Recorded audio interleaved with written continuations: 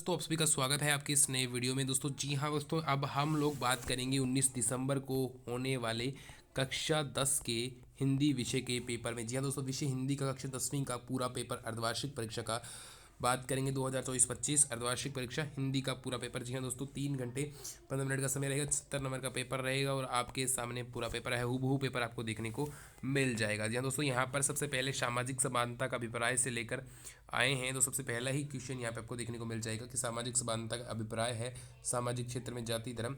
इसकी पूरी पीडीएफ अगर आपको चाहिए तो वो हमारे टेलीग्राम और व्हाट्सएप ग्रुप में मिल जाएगी। जी हाँ दोस्तों, हल सहित पूरी पीडीएफ मिल जाएगी, जिसके लिए टेलीग्राम चैनल को ज्वाइन कर लें, व्हाट्सएप ग्रुप को ज्वाइन कर लें और इस चैनल को जरूर सब्सक्राइब कर लें। आप मुझे पर्सनल मैसेज भी कर सकते हैं चैनल सब्सक्राइब किया हुआ स्क्रीनशॉट भेजकर, ठीक है। ओके, तो सामाजिक समानता का अभिप्राय है सामाजिक क्षेत्र में जाति धर्म व्यवसाय रंग आदि के आधार पर किसी का भेदभाव न किया जाए, सबको समान समझा जाए और सबको समान सुविधाएं दी जाए हमारे देश में। तो ये इस तरीके लड़कियों को उपयुक्त मुद्दा को शीर्षक दिए सामाजिक समानता क्या होगी, सामाजिक समानता, या फिर ऐसे लिख सकते हो समानता ही लिख सकते हो सीधा, क्योंकि इसमें राजनीतिक समानता की बात है। तो समानता, ठीक है। समाज की उन्नति बाधा का कारण क्या है, तो असमानता, ये सामाजिक असमानता। राजनीतिक समानता का द्योतक क्या है, कानून और न्यायालयों में गरीब अमीर ऊंच नीच के भेद नहीं करना किस अधिकार के अंतर्गत आता है, समानता के अधिकार के अंतर्गत, ठीक है। ओके, 14 से 18 के बीच में, ठीक है। चाह नहीं मैं सुरबाला के गहनों में गूंथा जाऊं, चाह नहीं सम्राटों के सौ पर है डाला जाऊं, चाह नहीं देवों के सिर पर, इस तरीके से लिखा हुआ है। प्रस्तुत काव्यास का उचित शीर्षक आप लोगों को लिखना है, लिख दोगे आप लोग आराम से, कोई दिक्कत ही नहीं है, ठीक है। उचित शीर्षक ही तो लिखना है, लिख दोगे कि पुष्प की अभिलाषा, क्या लिखोगे, पुष्प की अभिलाषा। पूरे में से पूरे नंबर मिलेंगे अगर ये लिखोगे तो। पुष्प की अभिलाषा यानी पुष्प की इच्छा क्या है वो वाली बात। पुष्प की अभिलाषा क्या है, तो वो उसकी अभिलाषा है कि मैं, मेरे को इच्छा नहीं है कि मैं राजा के सिर पर या फिर किसी अच्छी सुंदर लड़की के बालों में गुथा जाऊँ, मेरा तो है कि उस जो सैनिक जहाँ से रास्ते जाते हैं उनके पैरों से कुचला जाऊँ, उनके पैर छुपाऊँ। पुष्प क्या नहीं चाहता है, सुरबाला के गहनों में गुथना और राजा के मुकुट पर सजना। चाह नहीं देवों के सिर पर इटलाऊँ मैं, चाह का क्या अर्थ है, यानी इच्छा, मेरी इच्छा नहीं है, ठीक है। आगे देखिए, स्वयं को यशवी राजकीय उच्च माध्यमिक विद्यालय जेतारण का छात्र मानते हुए, जेतारण का छात्र मानते प्रधानाचार्य को विषय अध्यापक की कमी होने के कारण अध्ययन व्यवस्था को अध्यापकों की वैकल्पिक व्यवस्था करवाकर सुचारू रूप से संचालित करने हेतु प्रार्थना पत्र लिखिए। इंपोर्टेंट है, बहुत ज़्यादा इंपॉर्टेंट है, क्वेश्चन आया हुआ है पहले भी और इस बार 100% देखने को मिलेगा, यह पेपर हूबहू आपको। स्वयं को मान्यता निवासी खाक मानकर अपनी प्रियंका को पत्र लिखी, जिसमें हाल ही में संपन्न हुई ग्रामीण ओलंपिक कबड्डी प्रतियोगिता में आपकी टीम द्वारा ट्रॉफी जीतने का उल्लेख किया गया हो, ठीक है। अब इन बिंदुओं पर निम्नलिखित में से किसी एक विषय पर निबंध लिखना है कि प्लास्टिक थैली पर्यावरण की दुश्मन, प्रस्तावना, बाजार की जान पॉलीथीन बैग, पॉलीथीन पर्यावरण की दुश्मन, समाधान के उपाय और उपसंहार। प्रस्तावना और उपसंहार तो सब में ही लिखने हैं। नारी सशक्तिकरण, प्रस्तावना नारी का स्थान, महिला सशक्तिकरण की आवश्यकता, होने वाले लाभ और नारी सशक्तिकरण की जा रहे प्रयास और उपसंहार। गौ माता में फैली लंपी बीमारी का प्रबंध, प्रस्तावना लंपी बीमारी संक्रमण के लक्षण, लंपी बीमारी का बचाव प्रबंध और उपसंहार। स्वच्छ भारत अभियान, प्रस्तावना अभियान का उद्देश्य, महत्व और हेतु प्रयास और उपसंहार। इस तरीके से आपको लिखना है, किसी कोई भी एक लिखना है, ठीक है। अगला है सर्वनाम को उदाहरण सहित स्पष्ट कीजिए।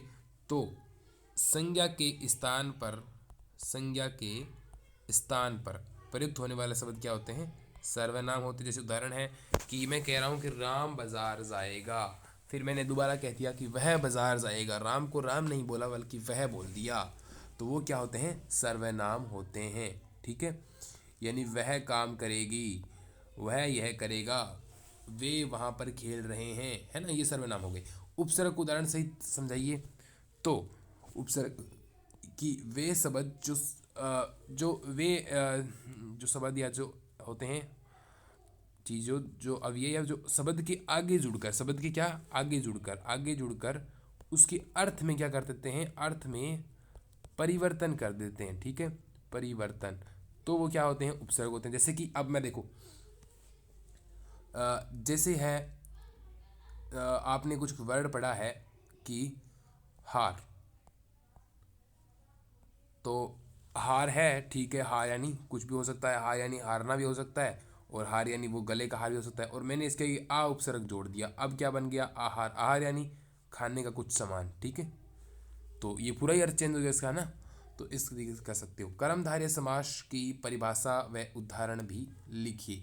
देखिए कर्मधारय क्या होता है, जो कर्म को धारण करे, यानी इसमें कुछ प्रधान पद कौन सा होता है, तो इसमें दूसरा पद प्रधान होता है। कौन सा, सॉरी तत्पुरुष में तो दूसरा, तो कर्मधारय में कोई दोनों पद पर कोई प्रधान प्रधान नहीं होता, कोई भी प्रधान नहीं होता है। संधि विच्छेद कीजिए, तो संधि विच्छेद महोत्सव का, तो आप लिखोगे महा प्लस उत्सव। क्या लिखोगे, महा प्लस उत्सव। अगला एक और कौन सा आ रखा है आपके, इत्यादि का आप लोग लिखोगे इति प्लस आदि। क्या लिखोगे, इति प्लस आदि। इक प्रत्यय लगाकर कोई दो नए शब्द बनाओ। एक तो बना दोगे सामाजिक, एक बना दोगे पारिवारिक। एक पंथ दो काज लोकोक्ति का अर्थ वाक्य प्रयोग कीजिए, यानी एक काम से दो निशाने, एक तीर से दो निशाने, यानी जैसे कि रोहन बाजार जाते समय सब्जी के साथ ये भी ले आया, मतलब कुछ भी बुक्स भी ले आया, ऐसा कुछ। आग बबूला होना यानी गुस्सा होना। क्या होना, गुस्सा होना। ठीक है, आगे चलते हैं। अगला है गंध्यास की 100% आषाढ़ का रिमझिम है, समूचा गांव खेतों में उतर पड़ा है, कहीं हल चल रहे हैं, कहीं रोपनी हो रही है धान के। इस तरीके से ये आपकी पुस्तक में से लिया गया। एक है, मान लीजिए कि पुराने जमाने में भारत की एक भी स्त्री पढ़ी लिखी नहीं थी, न सही उन समय स्त्रियों को पढ़ने की जरूरत न समझी गई होगी। 100% लिखने में पहले आपको क्या करना है, प्रसंग लिखना है। ठीक है, वैसे आजकल तो वैसे 10th तक तो यही लिखते हैं कि प्रसंग, एक तो प्रसंग लिखना है जिसमें बताना है कि कहाँ से लिया गया, किस पार्ट से लिए गए और इस पार्ट के लेखक कौन है, और एक व्याख्या लिखनी होती है। अगर आप चाहो थोड़ा बहुत विशेष भी लिख सकते हो कि इसमें इस चीज़ के बारे में ज़्यादा बताया गया है, तो आपको नंबर पूरे मिल जाएंगे। या आगे आप ऐसा भी लिख सकते हो कि संदर्भ अलग लिखते हैं और प्रसंग अलग लिखते हैं, फिर आप लोग व्याख्या भी लिखते हो, फिर आप लोग विशेष भी लिखते हो। ठीक है, चलो कोई नहीं, जो आपको पसंद आई वाले से लिख देना। पंध्यास की 100% व्याख्या, फसल क्या है और कुछ नहीं है, वह हाथों के स्पर्श की महिमा है, भूरी काली संदली मिट्टी का गुणधर्म। इस तरीके से फसल के बारे में बताया गया। अगली है, छोटी से जीवन की कैसी बड़ी कथाएं आज कहूँ।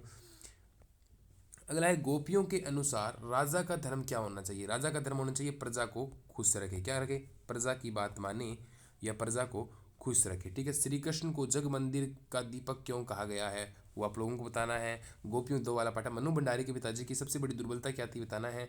मानवीय करुणा की दिव्य चमक किसे और क्यों कहा गया है, वो भी आप लोगों को बताना है। गोरे सिपाहियों ने टुन्नू को अस्पताल ले जाने की बात क्यों कही थी। ये जो पाठ वाले प्रश्न उत्तर है ना, ये तो थोड़े पढ़ के जाना। ठीक है, गंतोक को, ये पढ़ लेना, गंतोक को मेहनतकश बादशाहों का शहर क्यों कहा जाता है। संगतकार के माध्यम से कवि किस प्रकार के व्यक्तियों की ओर संकेत करना चाह रहा है। कन्यादान कविता में बेटी को अंतिम पूंजी क्यों कहा गया है।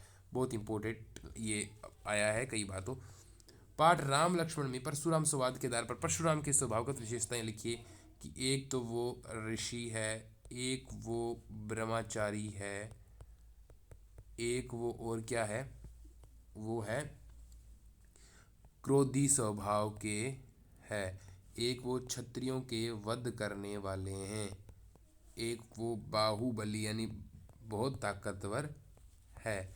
इस तरीके से आप लोग लिख सकते हो।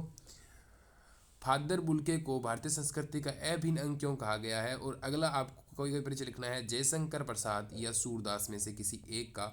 सूरदास का भी लिख सकते हो और चाहो तो जयशंकर प्रसाद का भी लिख सकते हो। सूरदास को आप लिख सकते हो कि इनके 3 ग्रंथ जरूर लिखना मेन।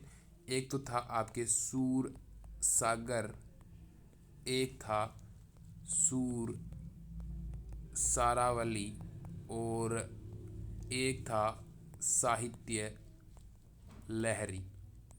ये चीज़ें जरूर लिखनी है। ठीक है, चलिए कोई नहीं। और जयशंकर प्रसाद के भी कामायनी है एक तो, और बहुत सारे ऐसे उपन्यास है, कंकाल भी उपन्यास है इनका, और भी बहुत सारे इनके उपन्यास है। जयशंकर प्रसाद एक अमीर घर में यानी संपन्न परिवार में इनका जन्म हुआ था। काशी के सुंगनी साहू घराने में हुआ था, काशी में हुआ था इनका जन्म। काशी शिक्षा नगरी है और उसके सुंगनी साहू घराना था, उनमें इसका जन्म हुआ था। बहुत अमीर घराने से थे जयशंकर प्रसाद। सूरदास का जन्म तो आपको पता ही है, प्रमुखता ग्राम में हुआ था वगैरह। महावीर प्रसाद द्विवेदी या राम वृक्ष बेनीपुरी में से किसी एक का भी आप लोग लिख सकते हो बै में। तो अगला है, आपके पिताजी अपनी पुरानी कार बेचना चाहते हैं, इसके लिए पूरा विवरण देते हुए विज्ञापन का आलेख लगभग 25 से 50 शब्दों में लिखिए कि ऐसा विज्ञापन से तैयार करना है। पहले इसे लिखना है कि कार बिकाऊ, उसके बारे में विशेषताएं, मॉडल नंबर वगैरह। आपने एक नया कंप्यूटर प्रशिक्षण केंद्र खोला है, प्रवेश लेने के लिए शिक्षार्थी आकर्षित हो इसके लिए 25 से 50 शब्दों में। यानी आपने मान लो RSCIT के लिए कुछ खोला है कंप्यूटर, तो उसको लिए विज्ञापन ऐसे लिख दोगे RSCIT,